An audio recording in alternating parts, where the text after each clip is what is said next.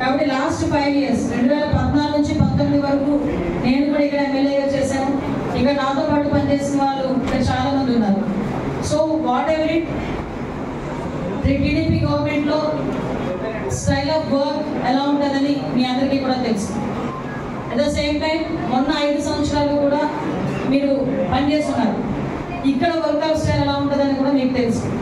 కాకపోతే మీకు నేను చెప్పేది ఏంటంటే ఇంతకు ముందులాగా పనిచేస్తాము, ఇంతకు ముందులా మేము ఇంకా అలాగే ప్రవర్తిస్తాము అని అనుకుంటే కనుక నేను ఇందాక మా డిపార్ట్మెంట్ వాళ్ళతో ఎలా చెప్పాను మీకు అలాగే చెప్తున్నాను. ఇక్కడ ఎన్డీఏ గవర్నమెంట్లో పనిచేయాలంటే నాకో లేకపోతే నా పక్కన లీడర్కో పనిచేయమని నేను ఎప్పుడు చెప్పను. మీరు పని చేయాల్సింది ప్రజలకి, మీరు సేవ చేయాల్సింది ప్రజలకి, జీతాలు తీసుకుంటున్నది ప్రజల గురించి. కాబట్టి డెఫినెట్గా మీరందరూ కూడా ప్రజా సంక్షేమం గురించి గవర్నమెంట్కి అనుగుణంగా అభివృద్ధిలోకి ముందుకెళ్ళేటట్టుగా మీరందరూ కూడా నాకు చేయూతనిస్తారని నేను మనస్ఫూర్తిగా కోరుకుంటున్నా.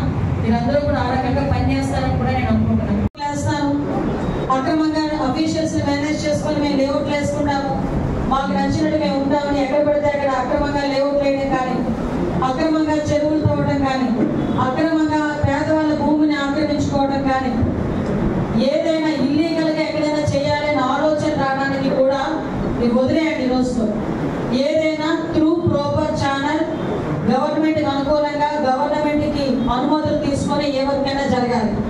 అలా కాదు అని చెప్తే మాత్రం ఎట్టి పరిస్థితుల్లో టాయిలెట్ పై చేసే పరిస్థితి లేదు. మళ్ళా ప్రెస్లో కూడా ఇంకోటి చెప్తున్నా, ఆ పేరు చెప్పి కానీ ఇల్లు ఇస్తాం డబ్బులు ఇవ్వండి, పెన్షన్ పెడతాం డబ్బులు ఇవ్వండి, లేకపోతే అలా చెప్తాం డబ్బులు ఇవ్వండి అని ఎవరైనా మిమ్మల్ని అడిగినా డైరెక్ట్గా చెప్తున్నా, నేను ఇక్కడ కంప్లైంట్ బాక్స్లు కూడా ఏర్పాటు చేయడానికి సిద్ధపడుతున్నాను. ప్రతి మండలం హెడ్ క్వార్టర్స్లోని ఎంఆర్ఓ ఆఫీస్ దగ్గర, కాంప్లెక్స్ దగ్గర, కాలేజెస్ దగ్గర కంప్లైంట్ బాక్స్ ఏర్పాటు చేస్తాం. ఎవరికైనా ఏ కష్టం వచ్చినా డైరెక్ట్గా నన్ను అప్రోచ్ అవ్వడం మీకు ఇబ్బంది అయితే ఆ కంప్లైంట్ బాక్స్లోని మీ తాలూకా కంప్లైంట్ వేస్తే ఎవ్రీ 5 daysకి కానీ 3 daysకి కానీ అవి సాగ్రిగేట్ చేసి సంబంధిత అధికారులకి పంపించుకొని నేను దాన్ని పరిష్కార దిశగా ముందుకెళ్తాను. ఎవరికి కూడా ఇల్లు ఇవ్వడానికి రూపాయి ఇవ్వాల్సిన అవసరం లేదు, పెన్షన్ పెట్టడానికి రూపాయి ఎవరికి ఇవ్వాల్సిన అవసరం లేదు. ప్రభుత్వ సంక్షేమ కార్యక్రమాలు మీకు అందజేయడానికి ప్రభుత్వం సిద్ధంగా ఉంది. మీరు మధ్యవర్తులు ఎవరికి కూడా డబ్బులు ఇచ్చి మోసపోకండి. అలాంటి కల్చర్ తెలుగుదేశంలో లేదు. దయచేసి ఈ విషయంలో మీరందరూ కూడా అధికారులు ప్రాంప్ట్గా ఉండాలి, నాయకులు అందరూ కూడా ఈ విషయంలోని ఖచ్చితంగా ఉండాలని మనస్ఫూర్తిగా కోరుకుంటున్నాను. పూర్తి చేసుకుని పీసీలు పూర్తి చేసుకుని ఎప్పటి నుంచి 25 సంవత్సరాల ఎక్స్పీరియన్స్తో ఉన్నవారు ఉన్నారు. ప్రతి సమస్యకి ఒక వేఅవుట్ ఉంటుంది. వేఅవుట్ లేని సమస్య ఉండదు. వేఅవుట్ లేకపోతే సమస్యే కాదు. నాకు తెలుసు ప్రతి సమస్యకు పరిష్కారం ఉంటుంది. కాబట్టి నేను చెప్పేది ఏంటంటే ఇప్పుడు ఏదైనా ఒక ఆఫీసరు డిఈ గారు ఈ వర్క్ ఇలా ఆగిపోయింది ఏం చేద్దామంటే ఏమి చెయ్యలేమో మాత్రం చెప్పొద్దు. ఏ రోజు నా దగ్గర దాన్ని ఏ రకంగా చేస్తామన్న దానికి సలహా ఇవ్వండి. అది నేను ఏ రకంగా చేయగలను అన్న దాని మీద నేను దృష్టి పెడతాను.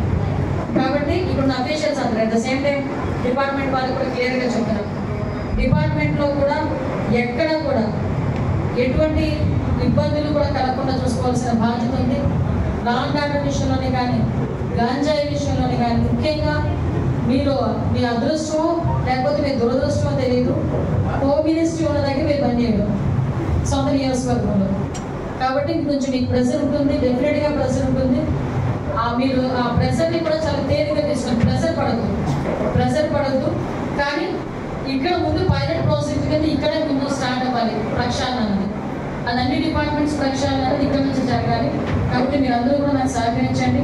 ఇది అయిపోయిన తర్వాత ప్రెస్ వాళ్ళందరూ కనుక బయటకు వెళ్తే నేను మా అఫీషియల్స్తో ఒకసారి క్లియర్గా నేను